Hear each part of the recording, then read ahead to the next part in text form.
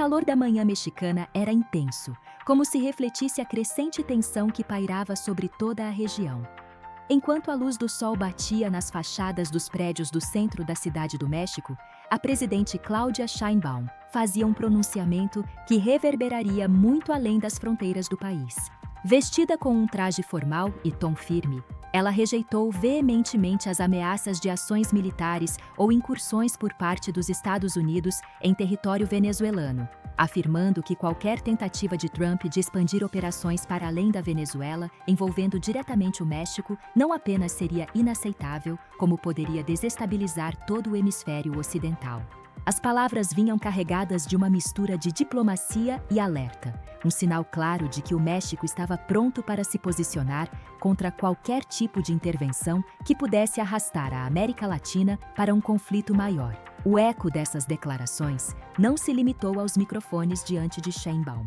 Em Washington, em Caracas, em Brasília, em Tegucigalpa e em outras capitais regionais, o discurso mexicano foi analisado segundo múltiplas lentes, cada uma revelando uma interpretação política distinta.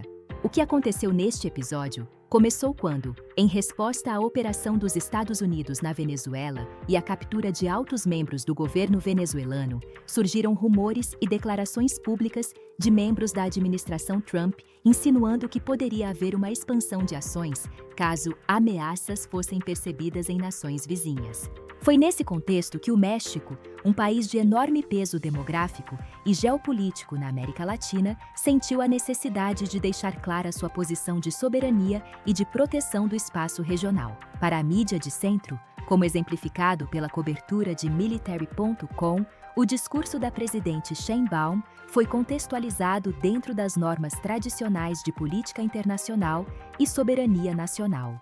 Essa narrativa centrista descreveu a posição mexicana como uma reação equilibrada, porém firme, diante de possíveis expansões de uma operação militar que muitos consideram controversa. O enfoque dessa linha editorial foi na estabilidade regional, na necessidade de respeito às fronteiras e no papel do México como um interlocutor-chave na diplomacia hemisférica. A cobertura destacou que, historicamente, o México tem uma política externa pautada pela não intervenção e que o atual pronunciamento reforça essa tradição, ao mesmo tempo em que alerta sobre os riscos de escalada se potências estrangeiras decidirem atuar unilateralmente em países vizinhos de outras nações soberanas.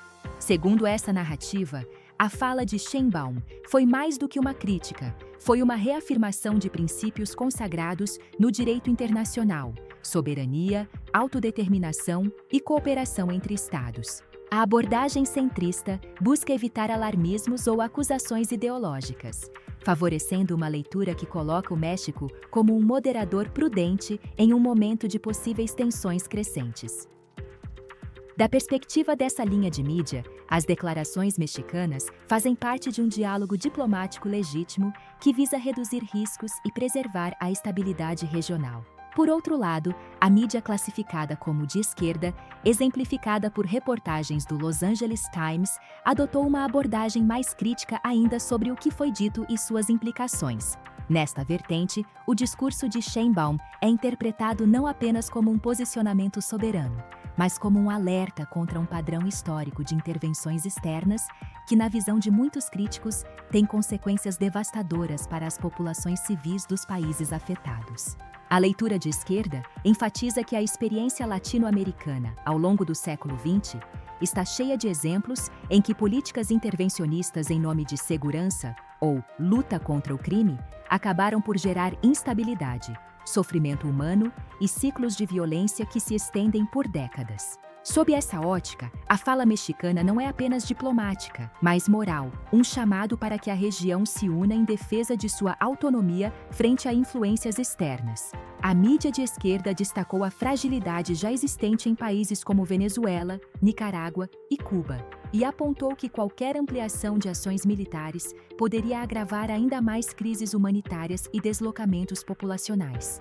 Para essa leitura, a presidente Sheinbaum representou não apenas um Estado defendendo suas fronteiras, mas uma voz regional que advoga por soluções diplomáticas, respeito mútuo e resistência a políticas que possam ser interpretadas como neoimperialistas ou hegemonistas.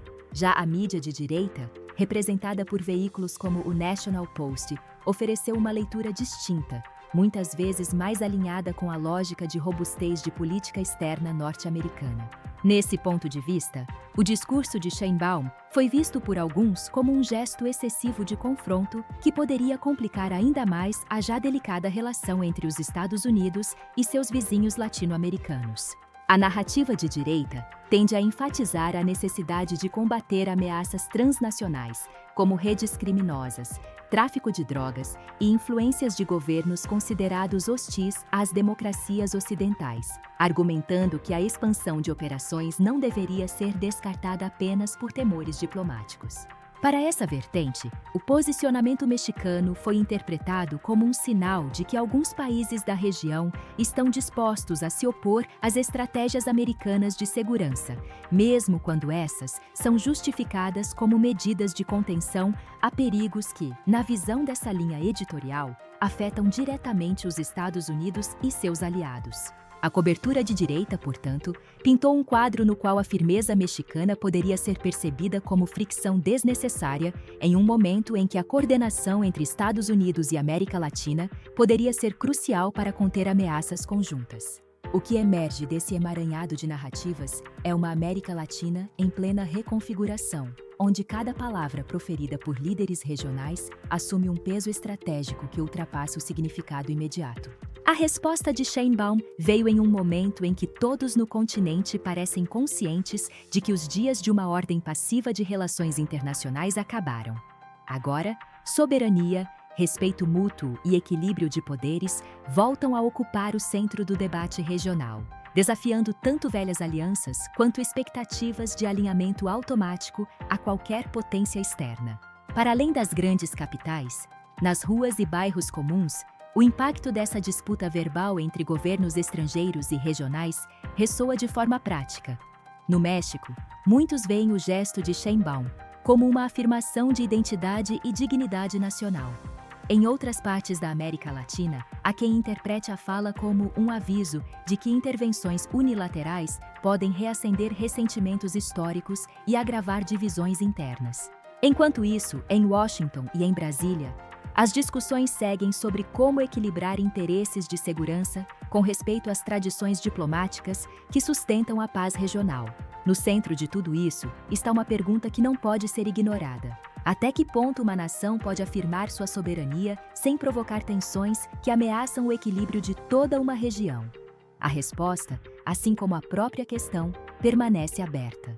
Mas as palavras de Sheinbaum, firmes e claras, representam mais do que um alerta temporário. Elas simbolizam um ponto de inflexão, onde o jogo de influências, poder e respeito à soberania nacional está sendo reescrito diante dos olhos do mundo. E enquanto o sol se põe na cidade do México, pintando o céu com tons alaranjados e vermelhos, os ecos desse posicionamento continuam a ressoar por toda a América Latina, deixando muito claro que, em tempos de crise, as palavras podem ser tão decisivas quanto as ações, talvez até mais.